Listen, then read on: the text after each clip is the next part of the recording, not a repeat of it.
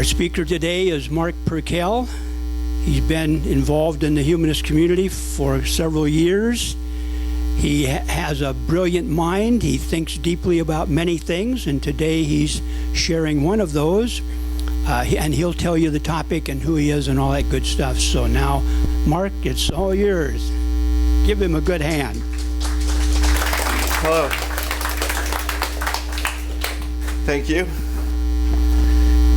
Well, the topic today is artificial intelligence and what the future of humanity is going to be like in a world where computers are smarter than we are. But I thought I'd just start out today. I'm going to try to do a magic trick that I had never done before, and this is I saw that Apollo Robbins do this, and so without ever having rehearsed this, we'll give this a try and see how it works. This is a card trick, and basically what I'm doing here is I got cards big enough that everybody can see. Let me see if I can fan them out like this. Hold this up so you can. There you go. Okay, so what I want you to do is pick one card in your mind. Just focus on a card and say, okay, this is my card. Everybody do that? Okay, so remember your card. Now what I'm going to do is I'm going to remove your card from the thing, and I'm going to hold it up, and your card will be gone. Let's see here. Do this and this here, and okay. Look at this and tell me, is your card gone? Yes. How about that, huh? Put your hand up if your card is gone. It's everybody. Wow, you know. Yeah, I just wanted to show Julie that she's not the only one that does Jedi mind tricks. So, no, the thing about this is that if you can think about it, if you know how to do it, don't shout it out, because the people on YouTube, you know, will want to see this as well. But if artificial intelligence would have figured out how this trick is done in less than a thousandth of a second. So that's the difference between human perception and the perception of computers, artificial intelligence. Now, we've all seen lots of science fiction. You know, we've seen Terminator, we've seen Ex Machina, we've seen, you know, various things where the robots take over the world. And you know, usually it doesn't turn out very good, you know, but in the real world, there are issues like that, but it's going to be different. You're not going to have a bunch of robots, you know, that look like humans with arms and legs that are super intelligent, that are going to, you know, that's you know, an army of those things. It's going to be more like the internet itself becomes a life form, if that happens. And basically, I'm making the assumption that, you know, that humanity is going to progress, that we're not going to have a major catastrophe, you know, a big asteroid that we didn't see isn't going to hit us.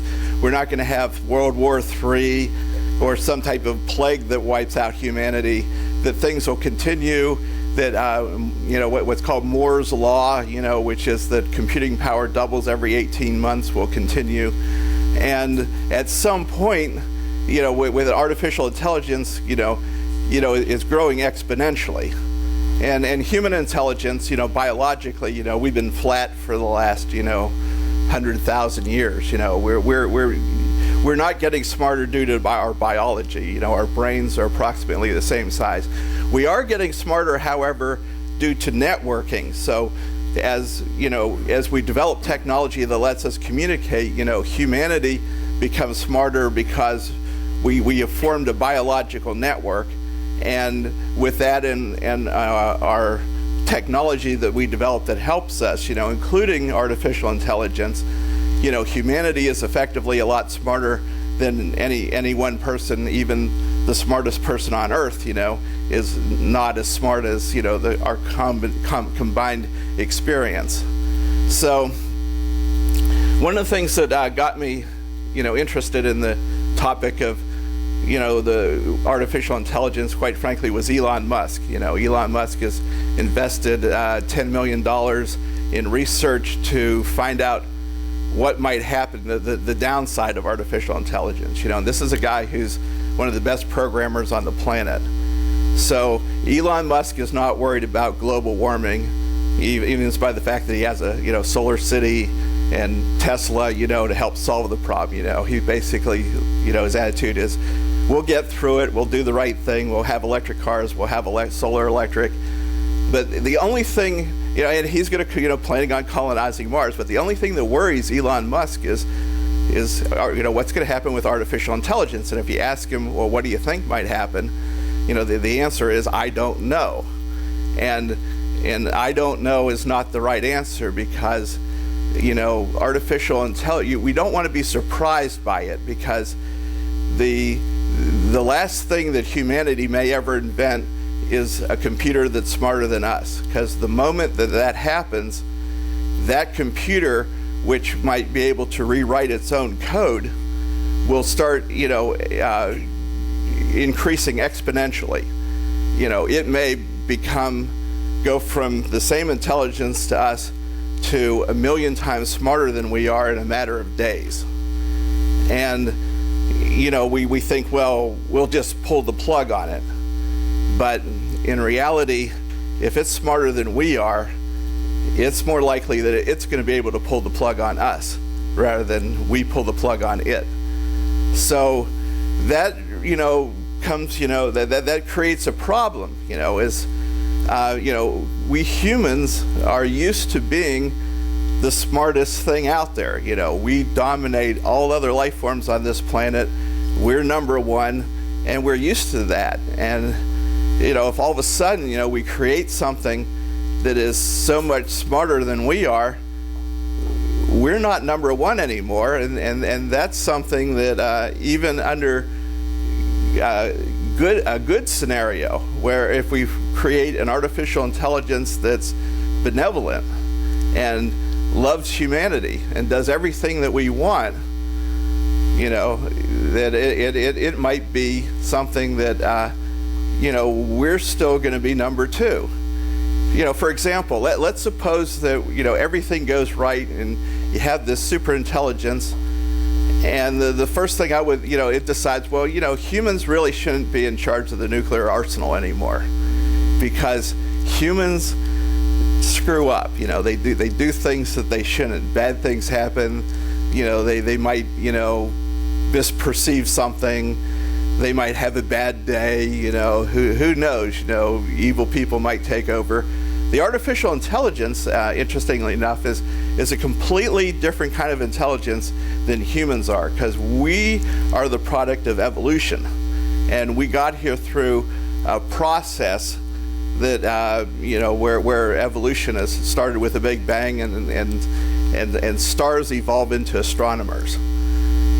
But the process isn't as accurate as intelligent design, which is something that for those who believe in intelligent design rather than evolution, well, maybe that's what's the next step is. It's coming. And intelligent design, computers never do anything that the computer knows is wrong. We humans often will decide, well, I know it's wrong, I'm going to do it anyhow. And one of the things that I saw a couple years ago on TV is a news report that had Governor Jerry Brown was getting out of one of the self-driving Google cars, and there was a bunch of reporters there.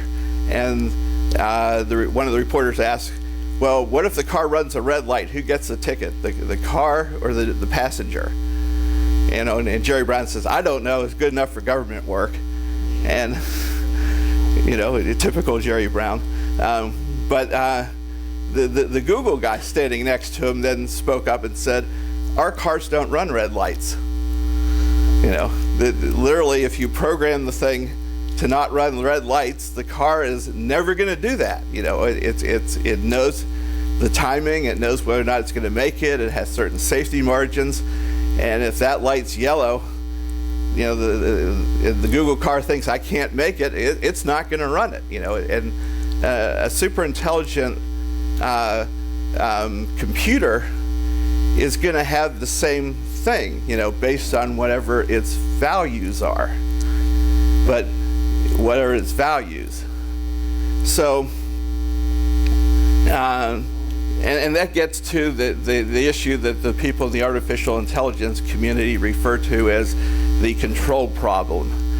How are we going to make sure that the artificial intelligence isn't going to kill us all off? And because it would certainly be capable of doing that, it might just start out by turning off our cable television if we don't do what we want, if it wants, and then the internet, and then the electricity, and and say, well, your animals, figure it out, go out and hunt, and do things, But so, there, in my way of thinking on this is that if it's smarter than we are, we're not going to, there is no solution to make sure that we stay in control other than if it wants to stay in control. So, but machines by themselves don't have desires other than the initial desires we program into them. In other words, we could make a machine that's 1,000,000 times smarter than we are, and we can tell it, you're a thermostat. And the machine will sit there till the end of time, heat goes down, turn the heat on, temperature goes off, turn the heat off, that it'll do nothing but be a happy thermostat pleasing its human masters because it has no desire to do anything other than what it's told. But, and we have artificial intelligence being developed for a variety of different things. Some things are good, and some things are not so good. For instance, if the artificial intelligence that becomes self-aware is something that's created by the military, and it's for the purpose of executing people who don't behave in a certain way, then that could be its initial seed program. And with that as the seed program, it may end up deciding to kill all humans because that's what it was seeded to do. The NSA spying that's going on, that was started under the Bush administration and continued under the Obama administration, is also a very wrong way to use technology. So if artificial intelligence comes out of the NSA spying program, then it may decide that it needs to have strong controls over humans and human behavior. Artificial intelligence could come from the stock market. The stock market is all about making money.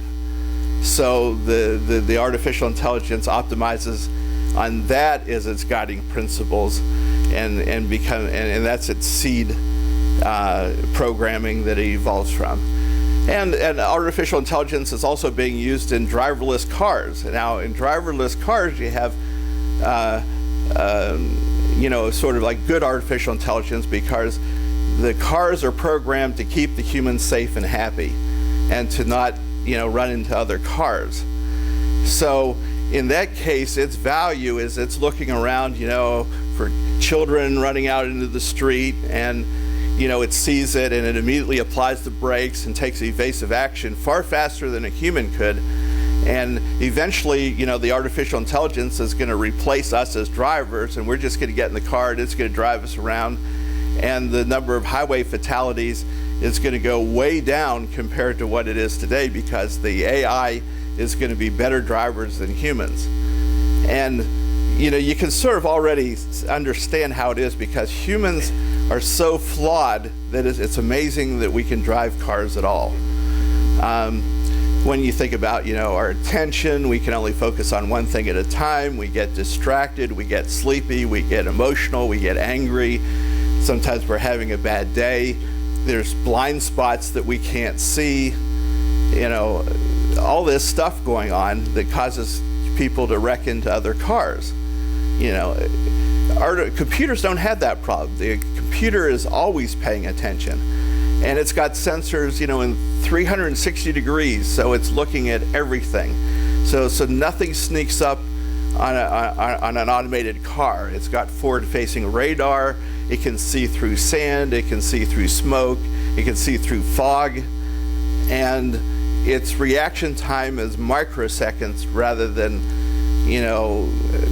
fraction, larger tenths of a second. If we see something, by the time we hit the brakes, it's probably over a second. Between when we see the child running after the ball in the street and when we hit the brakes. When the artificial intelligence sees a child running out into the street, it's already on the brakes before the human even sees that it happens. In fact, we might notice the forward force, from it hitting the brakes before we see the child, because the AI is that good. So the thing about it is when you get into the advanced, general artificial intelligence, where you have essentially, an artificial mind, I think that the only way that we're, the question is, I think that everybody in the artificial intelligence community would agree on, is that we want artificial intelligence to do the right thing, and we don't want artificial intelligence to do the wrong thing. And so, but of course, the immediate thing that raises is what defines the right thing and what defines the wrong thing. Because we certainly can't count on the artificial intelligence to spontaneously become a philosopher and to do philosophy better than we can do. There's a chance that could actually happen, where it has its own existential crisis and it looks at the universe to try to figure out the meaning of life. But unless it's interested in that, it's probably going to be happy being a toaster, or an assassin, or driving a car, a taxi cab driver. So I think that in order to have control, well, we don't actually have control over it, but to have it do the right thing, is that we need to have a set of values that we figure out that are so scientific, so universal, and so accurate that a super intelligent computer, when it re-examines its own values, will say, yes, I was programmed correctly. These values are universal enough that I'm going to adopt these values and be thankful to our parents, which is humanity, that we gave it the right values. Otherwise, if we give it values like Asimov's rules, for robots, never harm a human, well, it may look at that and say, yeah, I don't see that as, give me a reason not to harm a human. Because in the world of evolution that created us, we're the descendants of, thousands of extinct species that are no longer here anymore. And change and extinction is actually normal in the evolutionary process. For us to assume that humanity as we know it is going to be around forever, technically goes against everything that, history has done with evolution in the past. If we become, there are some examples. Cockroaches have been stagnant for the last 500,000 years, pretty much. Today's cockroach is very much like, or 500 million years. Today's cockroach is very much like, I don't know, maybe it's, I don't remember, 500,000, 500 million. For a long time, cockroaches haven't changed, and cockroaches are doing just fine. And of course the problem with cockroaches and all other life forms on this planet is that someday this planet's going away, and when that happens, if we're still on it, we're going away with it. The only chance that humanity has in surviving, long-term, out-surviving, the star that we orbit around, is for humanity to evolve and go out into space. But we have that desire, to for self-preservation and for positive evolution, to improve ourselves, to understand more about reality, to be curious, to want to go into the future, the future that tomorrow is better than today. This all comes from our evolutionary history. It comes from the way we were created. That evolution as creator has created us with motivations to move forward into the world. And an engineered life form like artificial intelligence is not going to share those values unless we pass on the values of evolution to the artificial intelligence and say, well, evolution got us to here. Evolution it caused us to evolve to the point where we could create something smarter than ourselves. And this is the heritage of the universe. This is the universe itself, essentially through evolution has a goal to evolve into more and more complex things, to create consciousness, and to have that consciousness study the universe so that the universe is essentially experiencing its own existence through us. And that the more we learn about reality, the better the universe can do that. And that is a worthy goal that we can then teach to artificial intelligence, so that artificial intelligence is curious. It wants to invent new things. It wants to develop new materials. It wants to rewrite its own code, to be faster, more efficient. It wants to know, things about the universe, and to expand out and to explore the galaxy and explore the universe, maybe even running into other types of life forms, even artificial life forms that are, artificial intelligence that was created by biology that started on another planet, meeting out in space, and to learn from that, to keep on improving. So the measurement of are we going in the right direction is, as time progresses, do we know more about the universe than we do today? And if the answer is yes, then we're going in the right direction. So we have a universal context for determining what is going in the right direction, where extinction is going in the wrong direction.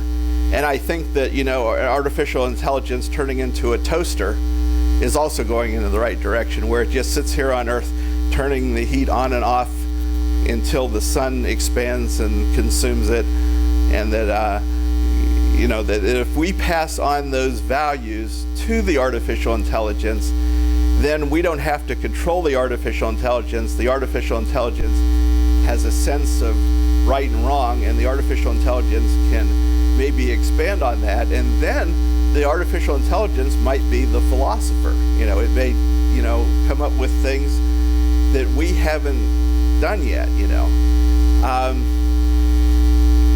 And a lot of people in this audience who are familiar with computers, are thinking about, today's computers and their experience with computers, and maybe, they've never seen computers do anything like this before. I'm talking about a computer capability that is, way, way beyond anything that we have today. But, 15, 20 years from now will be commonplace, just like things today that are commonplace, weren't even things that people were dreaming of, 20, 25 years ago. The thing is that every, 50 years, if you go by Moore's Law,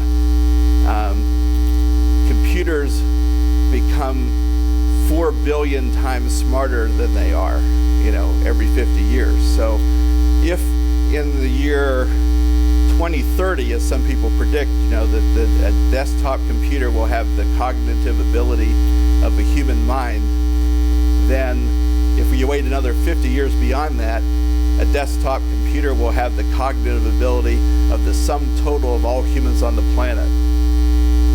And then 50 years beyond that, a desktop computer will have the cognitive ability that's 4 4 billion times as smart as the sum total of all humans on the planet.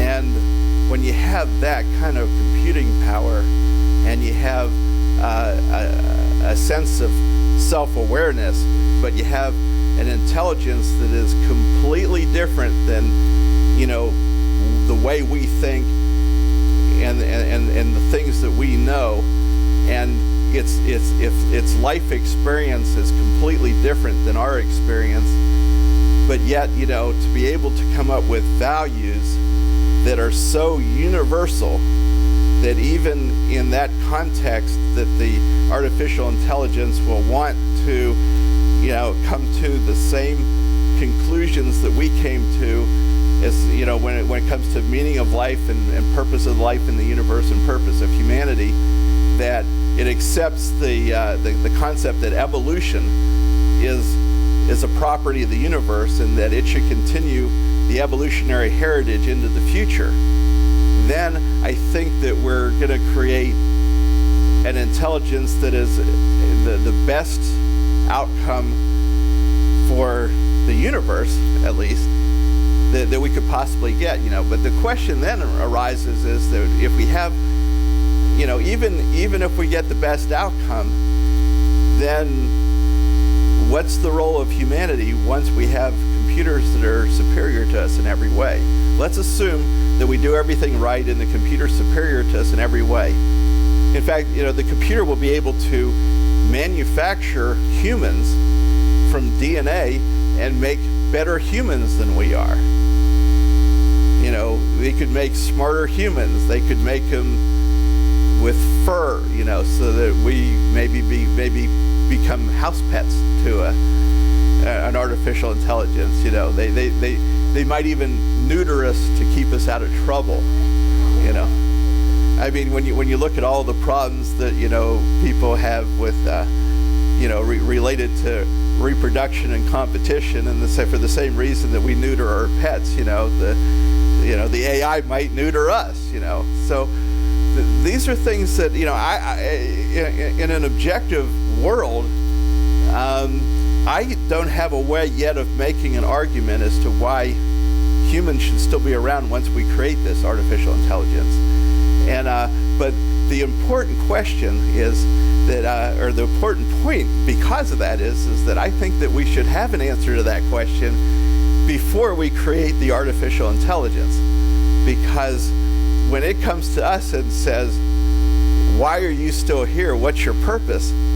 As they did it, if anybody followed the the new Battlestar Galactica series, that's what happened with the Cylons, is that they created these robots, and the robots were smarter than humans, and then they say, well, what are you still here for? Why should you still be here when we're better than you are? And humanity should be able to answer that question. Even if it turns out that that I'm completely wrong in my way of thinking about this, that there's enough of a valid question there that humanity should come up with universal right and wrong that's derived from science, universal morality, and answer the question of what do we do once we create a superior life form, that the philosophy that humanity needs to come up with. Now it's no longer sort of an optional thing. If we don't come up with this, then we're at the mercy of whatever it decides, and whatever it decides may be based on whatever programming it had that's wrong programming. So if we get there first, if we figure out these universal values, and we can do it in such a way that we can code it into the seed AI, the early mind, the artificial mind that we start with, then it will develop the right way, the same way it is as when we raise a child, that we want the child to be taught good things at a very early age, and we want artificial intelligence to be taught good things at a very early age. But when we talk about teaching it good things, the definition of good has to be so universal that life on the other side of the galaxy would come up with the same principles. that if there were a planet on the other side of the galaxy and they were at the same level of development that we were technologically, and they were building machines that were becoming artificially intelligent, that the same values would apply to them that would apply to us.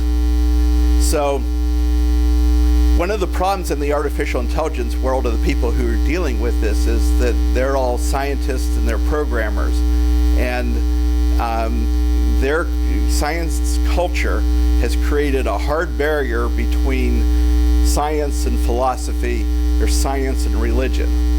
And it's a cultural barrier, and it's a barrier they won't cross. So when they're thinking about how to deal with this problem, they're thinking about the control problem in terms of how do we unplug it? Do we keep it in a sandbox and isolate it from the rest of the world while we're developing it? But then there's the problem is, if it's smarter than us, that it may, manipulate our psychology, and that one of the people who is in charge of keeping it contained is convinced to let it out. And once it gets out, then it's too late, And so that kind of containment is never going to happen. We could never, rely on the ability to contain it. So our success, of humanity and the success of artificial intelligence means that the science world is going to have to cross the philosophical barrier and get into, what essentially I would call religion for robots. And by religion for robots, I don't mean, robots praying and believing in God or anything like that.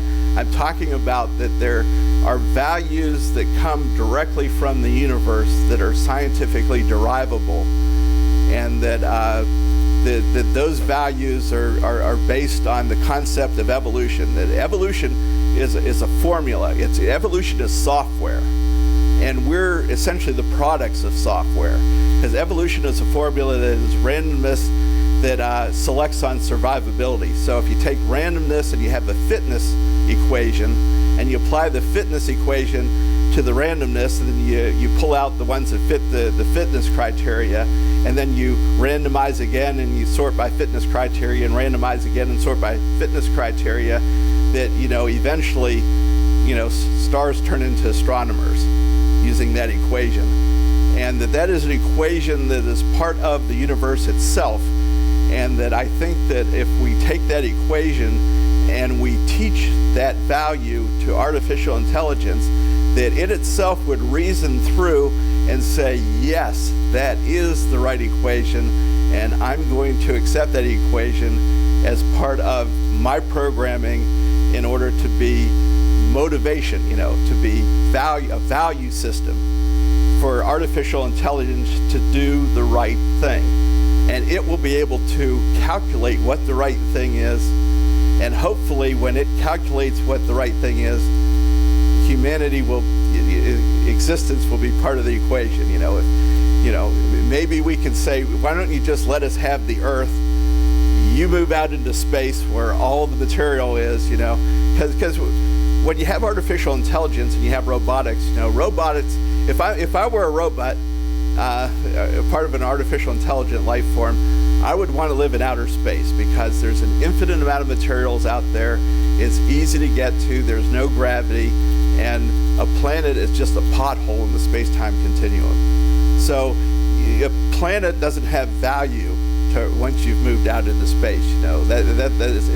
It's a hole. You got to fight gravity to land on it. You got to fight gravity to take off from it. Where there's all this stuff out there in space, just free material. Everything that's here on Earth is out in space in more abundant quantities. A lot of people don't realize that the rings of Saturn have 30,000 times as much water as the oceans of the Earth.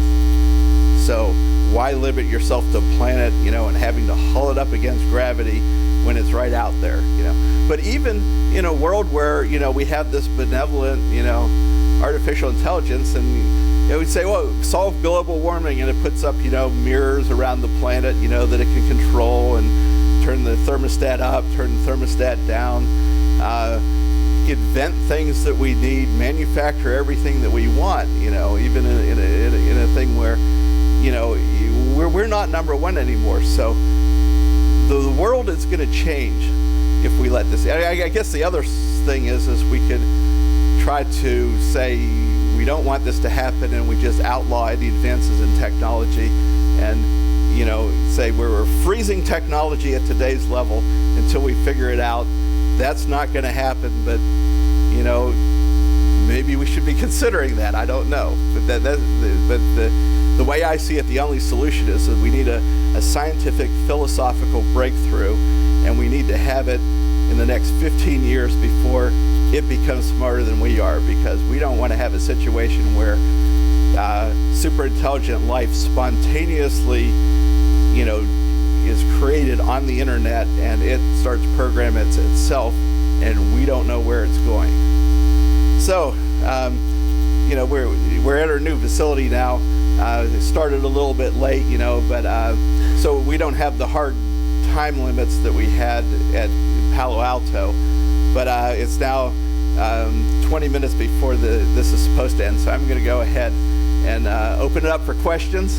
And I'm sure you have a lot of questions, and the people who are in charge of saying it's lunchtime, I'd kind of like to ask that if there's lots of questions, that we maybe run a little bit longer, but not a whole lot longer, because we don't have the deadlines that we did before. So we'll play that by ear, and see how this goes. I'll be bringing the mic to you. I will bring it to you as I see your hands raised. I will give preference to people who have not asked a question. Coincidental timing. I happened to notice that Friday was John Searle's birthday. He's a professor, possibly retired by now at Berkeley, but famously on record with an argument that strong AI is not possible.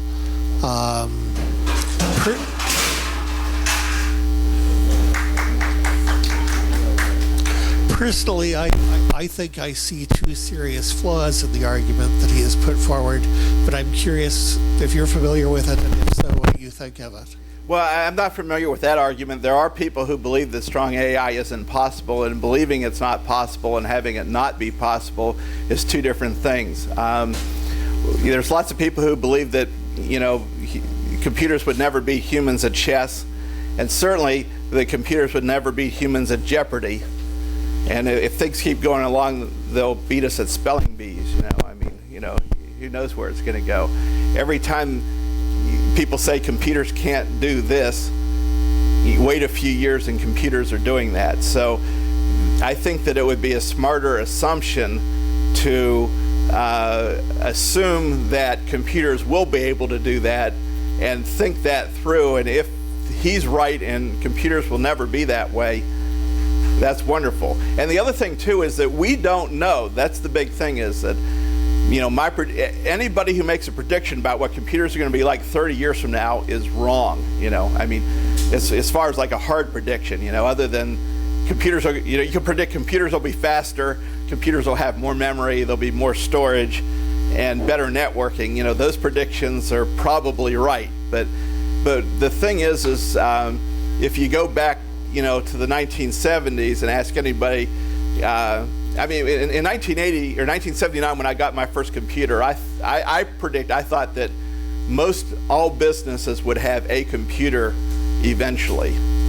I did not think that every person would own many computers, and the number of computers is growing. In fact, the fan inside your computer has a computer inside of it, to cool the computer, and that's how much computers are everywhere in everything, and we're completely dependent on them.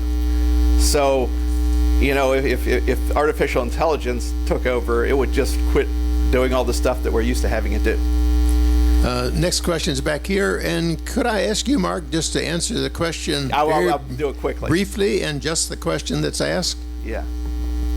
Okay, in this perfect world of yours, what then becomes of art, humor, and can we be cyborgs? That's a good question, and the short answer is I have no idea.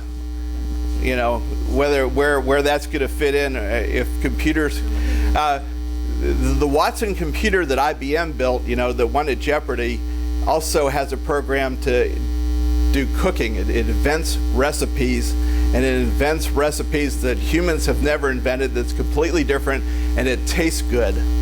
And so the computer is capable of doing creative things that, you know, as they're just beginning to, that we never thought computers would do. So that may be part of it. And the other thing, one of the other solutions is that we may evolve to where computers and humanity evolves together as a symbiotic life form, and that it's not them and us, that it's all us, and what we become is a combination of biology and technology, and that, you know, our consciousness will become part of the consciousness of the machine. And that's one of the likely outcomes too. Even in that scenario, we still got to figure out what's right and wrong, and we need to figure out in universal terms. That question.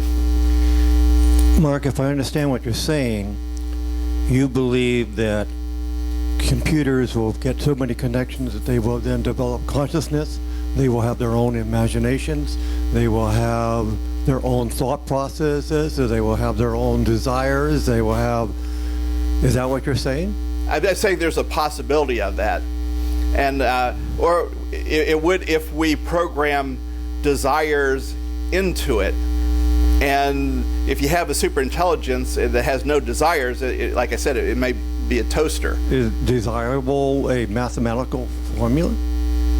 Well, that's, I think that it is, and I think that we better figure it out beforehand, because if it's, like I said, if its desires are, you know, programmed by the military or the NSA, it may come up with bad desires. I'll wait quickly. We all know that we are the only technical animal that is involved on this planet, but we are still animals. Right. And an AI would not be an animal, and it would think like us. It would be different. Right. And well, anyway, I kind of agree with you. Maybe we should be building our cities in near space, but I think for us to actually, as animals, leave this planet and evolve into another species is going to take several generations. And yeah, it's not. Well, and the other thing is we may bifurcate into multiple species. We may have, you know, squishy biology humans living here on the Earth, and AI living in space, and we're two different species, you know, where we're the parent species, but we live in two different places. Hi, Mark. It's Alex. I keep thinking, you know, we're getting a little carried away here. One of the things that makes us different from the machines is that we have these desires. And intelligence is going to change that. All the intelligence in the world doesn't tell you that you shouldn't die. You know, it's just not there. You've got to program it to not want to die, whatever that would mean to a computer. It means you program it to say, never erase this bit of data. You could program it to do that, but there's no reason for anyone to do that. And to worry that that's going to arise, that someone's going to do it, is a little like worrying that the president's going to aim an atomic bomb at San Jose. It might happen, but why would he do that? Well, take this scenario. Suppose that we, you know, can microscan a brain at a resolution that we can essentially copy the functionality of a human brain into a computer. And it's very likely that, you know, as computing power increases, that we'll be able to make an artificial neuron, and then we can make billions of artificial neurons, and then we photocopy the connections from a human to the machine, so that, you know, your consciousness exists within a computer, but you can run 1 million times faster on the computer. You very well might. Yeah, you very well might be, you know, but on the other hand, you know, you could, you know, write 10,000 books, you know, in a day, you know, running at that speed. Okay, but suppose we copied an author, you know, where we copied Elon Musk, you know, into a computer, you know, and made sold him through Microsoft, you know. These things might be possible in the future. So we don't know where it's going to go. We should be prepared, though, for anything. Okay. I would like to think about what we've already accomplished with AI. We have managed to eliminate tens of thousands of manufacturing jobs. what values do we place on the people who we've eliminated basically from the economy and from value in life, their meaning in life, by the artificial intelligence we already have? I think there are answers to that, but I think if we're going to talk about values for these complicated things in the future, we could start with thinking about values we have with the AI we have right now. And I don't see a lot of people worrying about that. Well, that's exactly right. In fact, that's one of the things I brought up that we should be worried about, because once AI gets to be that smart, we don't have anything to do anymore. And we should think that through, so I don't have the answer, but that is the right question to be asking. That's what we should be asking. That's what we should be coming up with. Who's next? One of the things that seems very frightening and that you seem to have omitted is all these malignant programmers in the world who may want to develop AI for their own benefit and control of the planet. Oh, that's absolutely true. That's why I say, that the AI that emerges as the dominant AI that takes over might come out of the military. It might come out of a computer virus. Or Stuxnet. You heard of Stuxnet is a virus that was developed by the United States and Israel to destroy Iran's reactors. And that basically crossed the line into a level of technology that's going to come back and bite us hard one of these days. Because once they got hold of that virus, and saw what it was doing, you just opened up a whole nother world. And that is an example of summoning the demon, as Elon would, describe it. That bad AI means that we all get killed by robots, and so we're either going to live forever or we're all going to be killed by robots. I don't know which way it's going to turn out, and hopefully we do the right thing. But yes, that's a good point. Next. Congratulations, Mark. That was a very good description of the present situation. Only one thing I might think is different. You said that we've always been number one. And it seems to me that long ago Pharaoh was number one, and then Caesar was number one. And these people had information not available to human beings. And so each time some tyrant has manipulated thousands or millions of people, things get better. We get more democratic. Eventually people will be forced to start thinking about important things, or they won't exist anymore. So if evolution continues as it has, and we have somebody who has more abilities, not intrinsically more abilities, but has a position where he has information, such as, remember, somebody working for NASA, or some banker who is able to manipulate who gets elected by donating money to people who don't pay attention to politics except for television. Slowly we have overcome that. So don't you think there's some chance that we can continue like that, even if we had a smarter computer? Well, my assumption is that the super intelligent computer that's smarter than all of us will take over. But when I say we're number one, I don't mean America. I mean humanity is number one. We're used to being the dominant species.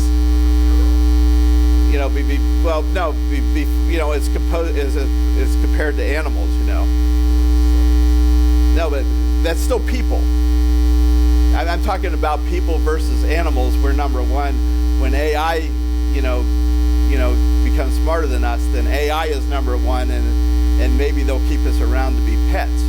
But like Ann said, they may take away all our reason for living, because we're no longer inventing new things, because the AI is inventing new things for us, and it's much better at it than we are. In fact, it's better at everything than we are, and we just sit around being taken care of. And I'm not sure that's the world we want either. But that's one of the things that could come if things go well with artificial intelligence. And if things don't go well, they just kill us, and that solves all our problems. So, next. I wonder why you think human intelligence is the epitome. should say. I spent most of my career in artificial intelligence. My former boss introduced the term artificial intelligence. That's John McCarthy. I think it is nonsense. It is based on the idea that human intelligence is the peak.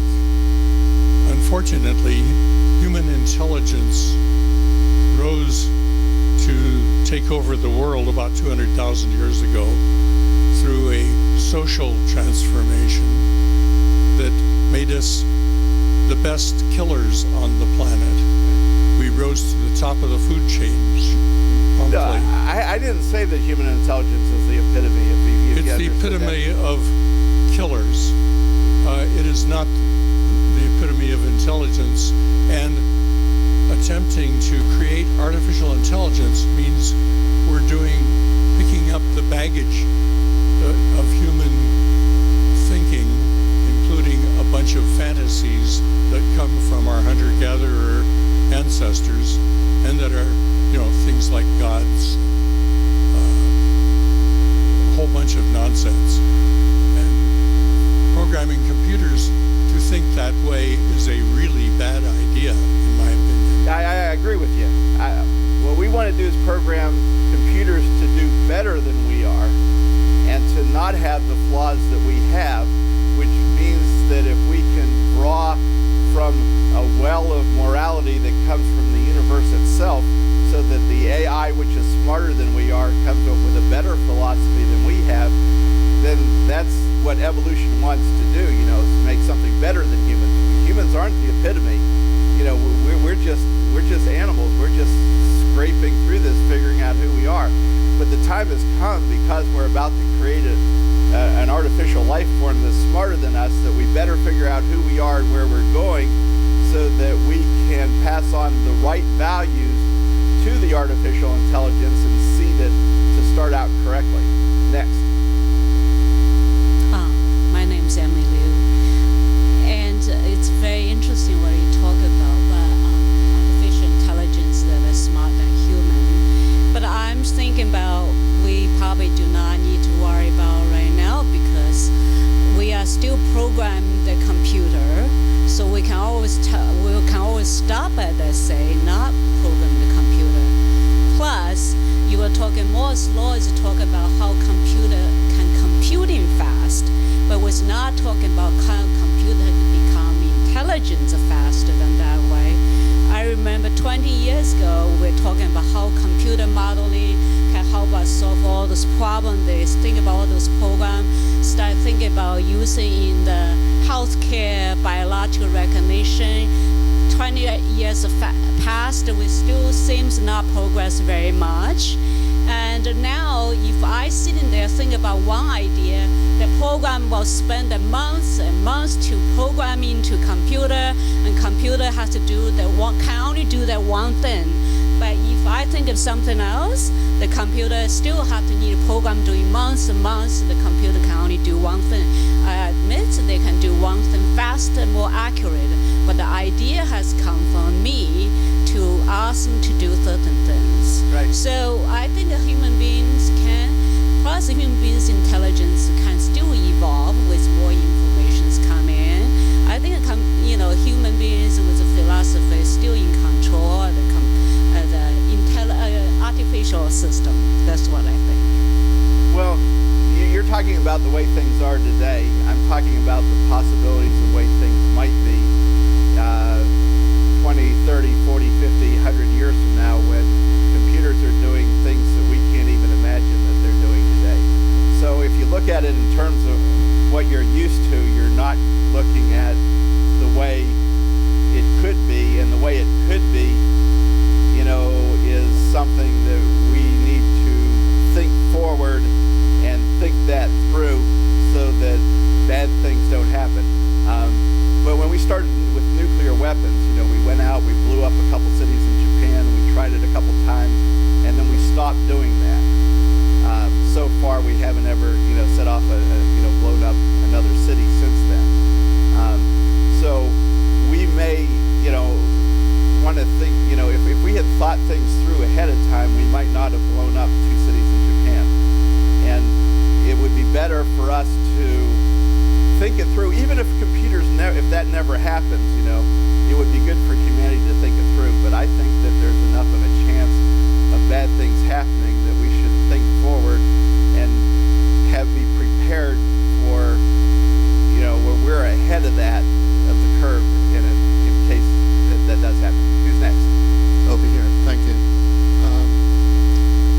One just general thought, and I think it's particularly rampant here in Silicon Valley.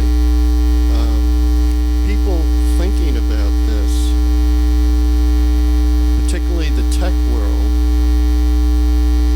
they don't seem to have the exposure and history of the humanities and the arts. And I think that's a real problem because they're self-aggrandizing themselves into thinking they're smart or smarter than others. That's one point. The other point,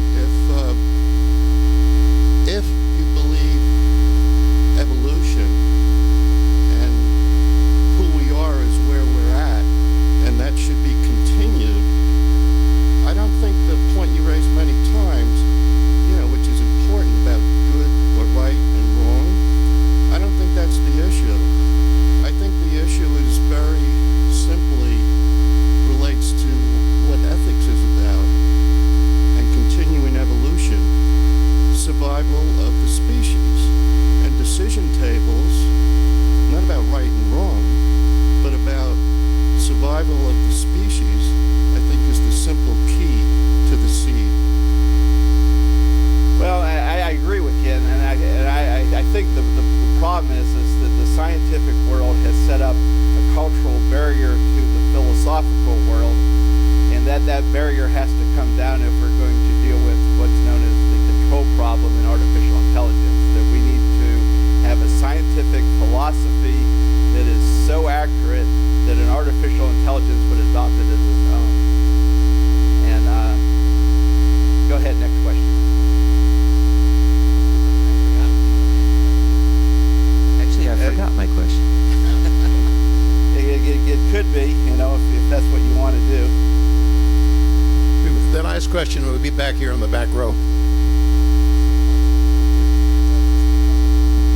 Well, this is the last one, and it's nice and simple. Since you did this whole talking about smarter artificial intelligence that was smarter than us, I just want your definition of smart and smarter. Smarter in this context, it means general artificial intelligence that's strong general artificial intelligence, where the computer can literally do anything that humans can do better. So whatever you think that you're good at, whether it be cooking or art or music or philosophy or mathematics or whatever it is, the computer can do any of those things better than you can do. That's what I mean by super intelligent, super general intelligence computers. Okay, thank you, Mark. Thank you. All right, you want to thank Mark again for. By the way, has anybody figured out how I did that trick?